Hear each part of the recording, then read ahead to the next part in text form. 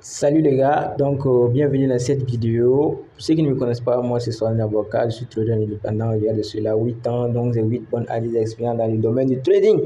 Et je suis là pour vous partager mes connaissances, mon expérience. Donc sur ce, restez focus dans cette vidéo. Pour ceux qui ont raté la précédente vidéo, il était question des paramétrages de l'installation de cet indicateur TDI sur téléphone. Voilà. Dans cette vidéo, il sera question de voir comment trader concrètement avec, voilà, quels sont les signaux auxquels nous devons nous attendre au fait, voilà, avec le TDI. Mais maintenant, avant de vous expliquer tout ça, je vais vous montrer les différents composants du TDI. Voilà, pour ceux qui je le répète encore, pour ceux qui n'ont pas suivi les paramétrages du TDI, il y a la vidéo qui est là. Vous pouvez aller suivre. C'est sur ma chaîne. Ok. Donc,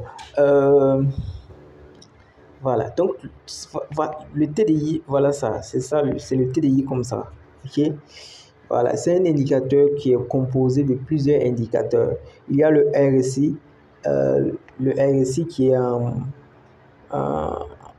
vert et les niveaux. Ok, il y a la ligne du TDI, ok, qui est la ligne rouge. Il y a la ligne jaune, ainsi de suite. Donc, je vais vous expliquer chaque élément ici. Donc, je le répète encore, le TDI est composé du RSI, ok, qui est composé des niveaux et de la ligne verte. Donc, voici le rôle de chacun. Ok, voici le rôle de chacun. La ligne verte ici, on appelle ça la ligne du RSI. Ok, c'est la ligne qui représente le prix sur le graphique. C'est-à-dire tout ce que le graphique fait, lui il suit le mouvement du graphique pour bouger au fait. D'accord? Excusez-moi, j'ai géré quelque chose ici.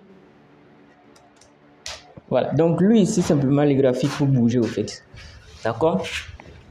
La ligne verte suit simplement le graphique pour bouger. On appelle ça le current market price. Ok, c'est-à-dire c'est la ligne qui suit le prix pour bouger en temps réel. Ensuite, nous avons la ligne rouge. On appelle ça le signal line. La ligne rouge, signal line, c'est la ligne du signal. Ok, voilà. Et lui, il est là pour juste indiquer un signal, pour donner le signal que c'est bon.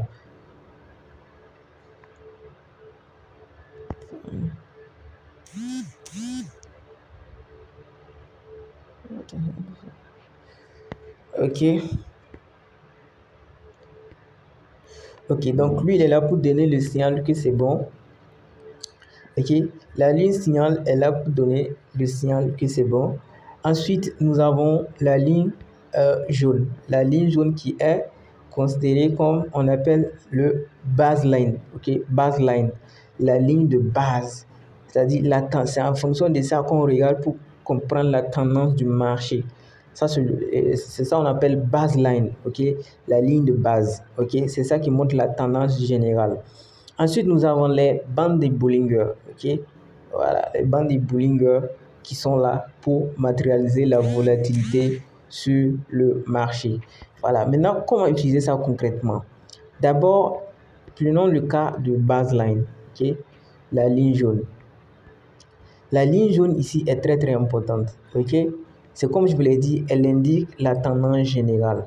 Si la ligne verte et la ligne rouge sont en dessous de la ligne jaune, c'est carrément une tendance baissière au fait. Alors, en ce moment, il faut faire gaffe aux achats. D'accord? Et maintenant, si c'est le contraire, si la ligne, tous les éléments, c'est-à-dire la ligne verte et la ligne rouge sont au-dessus de cette ligne jaune, c'est que la tendance est carrément haussière au fait. Il faut faire gaffe aux ventes. Ce que vous voyez.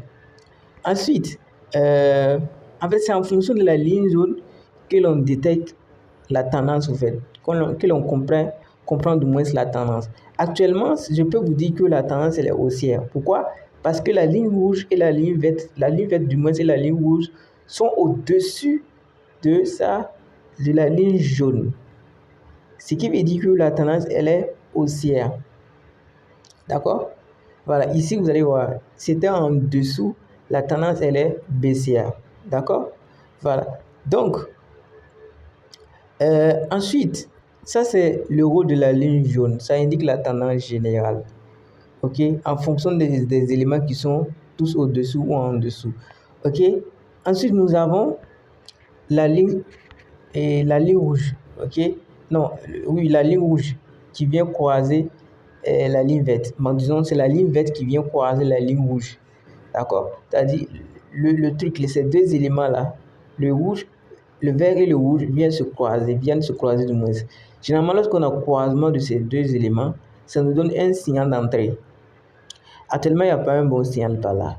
Mais lorsqu'on a un croisement avec un M là-bas, ou W, c'est un bon signal que le prix veut aller dans la hausse ou dans la baisse. Voyons voir même en M15 si on a un signal. Le croisement ici, entre ces deux éléments, c'est un signal de vente. D'accord? Actuellement, il n'y a pas de signal, c'est neutre. Il n'y a pas vente, il n'y a pas achat au fait. Ici, il y avait un croisement, c'est un signal d'achat. Donc, quand on a un croisement entre la ligne verte et la ligne rouge, c'est un signal d'entrée. OK? Mais actuellement, on peut dire que la tendance est baissière. Pourquoi? En M15 ici. Parce que tout simplement, la ligne rouge et la ligne verte sont en dessous du niveau de la ligne jaune, n'est-ce pas? Maintenant, ce qui est problématique, ce sont les niveaux du RSI, le niveau 50, 32, 61. Ce sont des niveaux à travers lesquels le marché repart dans la hausse ou dans la baisse. Okay? Ce sont des niveaux de retest. Et ce sont des niveaux également qu'on regarde pour confirmer d'autant plus la tendance générale. Parce que sur tous les éléments, à partir du moment où tous les éléments sont en dessous du niveau 50, c'est-à-dire le jaune, le vert, le tout sont en dessous du niveau 50, c'est que la tendance est carrément baissière. Si au-dessus, pour notre cas ici, vous allez voir la ligne jaune, verte, rouge, tout, même le band de Bollinger sont au-dessus du niveau 50 ici, ce niveau-là, c'est que la tendance, elle est haussière. OK? Voilà. Donc, on regarde également les niveaux du RSI pour détecter la tendance au fait. En fait, avec le TDI, il y a tellement de signaux. Par exemple, si on a ça aussi, avec la bande des Bollinger, si on a ça, on appelle ça le TDI hook. Le TDI hook, c'est quoi? Si la ligne verte fait comme si ça sort de la bande, c'est-à-dire de la bande supérieure du TDI en haut comme ça, et ça fait comme, on appelle ça TDI hook TDI, on appelle ça shark fin. Voilà, pas TDI hook. Ça c'est shark fin. Ok, excusez-moi. On appelle ça le shark fin. Shark fin, ça veut dire quoi? La queue du requin hors de l'eau. Ici, ce qui est considéré comme le requin, c'est la ligne verte ici au fait. Lorsqu'on a la ligne verte qui est hors de la bande bleue, on dit que c'est shark fin. Shark fin, la queue du requin hors de l'eau. Donc, la mer ici, c'est l'eau, ce sont les bandes de Bollinger. Et maintenant, la queue du requin, le requin, c'est la ligne verte. OK? Donc, si on a ce genre de trucs, on appelle ça shark fin. Lorsqu'on a ce genre de trucs, on appelle ça shark fin. Et généralement, lorsqu'on a un shark fin, il y a 90% de chances de retournement, c'est-à-dire de renversement au fait à la baisse. Ici aussi, on avait shark fin.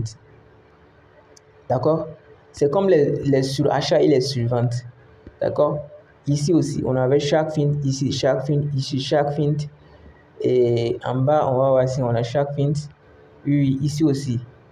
Ici aussi, on avait shark fin. Ici, on avait shark fin. OK? Voilà. Donc, les shark fin, ça indique des retournements de tendance. Shark fin. OK? Shark fin. Shark fin. OK? Voilà. Donc, pour comprendre le TDI, à les signaux d'entrée, disons les signaux d'entrée du TDI, chaque fin, c'est un signal d'entrée. OK? Ce que vous devez savoir, il y a les signaux d'entrée avec le TDI et il y a la lecture du marché avec le TDI. La lecture de la tendance générale. C'est ça que je vous ai montré précédemment. C'est en fonction de la ligne jaune et du niveau 50 qu'on regarde pour comprendre la tendance générale. Maintenant, pour les signaux d'entrée, généralement chez chaque fin, croisement des deux lignes. On a généralement chaque feinte, croisement des deux lignes, la ligne verte avec la ligne rouge. Ça, ce sont les signaux d'entrée avec TDI. Ensuite, on a quoi? Ensuite, nous avons les rebonds, c'est-à-dire les rebonds sur le niveau 50. C'est-à-dire, vous voyez ce niveau 50 là, si la ligne verte vient rebondir là-dessus, c'est un signal d'entrée aussi. Ok? Les rebonds, ça c'est d'abord sur la ligne. Deuxième rebond, c'est sur, voilà, sur, comme ça. Ça c'est le deuxième rebond. C'est-à-dire, on a un pullback, genre un pullback sur la ligne jaune. C'est-à-dire, la ligne verte est venue se positionner sur la ligne jaune. On appelle ça, c'est comme pullback. Et généralement, quand c'est comme ça, quand c'est arrivé à ce moment, c'était comme ça. C'est un signal que le prix va continuer la baisse au fait. Donc ça, ce sont les entrées avec le TDI. Voilà. Donc, c'était tout ce qu'il y avait à comprendre avec le TDI. Bon, ce qu'il y avait à comprendre de manière basique avec le TDI. Ici aussi, c'était le rebond, comme je dis. C'était vers ici. C'est-à-dire, on a un genre comme ça, et ça rebondit, et boum, on rebondit sur le niveau, sur la ligne jaune, et on est parti pour le sell. D'accord? Voilà. Donc, tout ça, ce sont des signaux au fait. Tout ça, ce sont des signaux d'entrée. D'accord? Voilà. Donc, je pense que c'est bon dans cette vidéo. Alors, mais allons-y voir un M5, je vais vous donner un signal tout de suite. En fonction du TDI.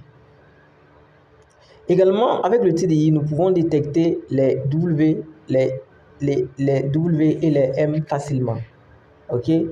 Les W et les M facilement. On peut détecter avec le TDI. D'accord? Voilà. Ici, on avait le rebond. Ok? On avait ça. Ensuite, le marché a fait ça et c'est venu rebondir avant de repartir dans le sell. En ce moment, ça a formé le M au fait. Ok? Voilà. Normalement, les vrais M se forment comme ça. Le second épaule, ça vient rebondir sur la ligne jaune avant de partir dans le sell. Ok? Actuellement, nous avons une hausse qui est en cours. Mais ce n'est pas validé. Pourquoi? Parce que tous les éléments sont en dessous de la ligne jaune et en plus, c'est en dessous de niveau 50.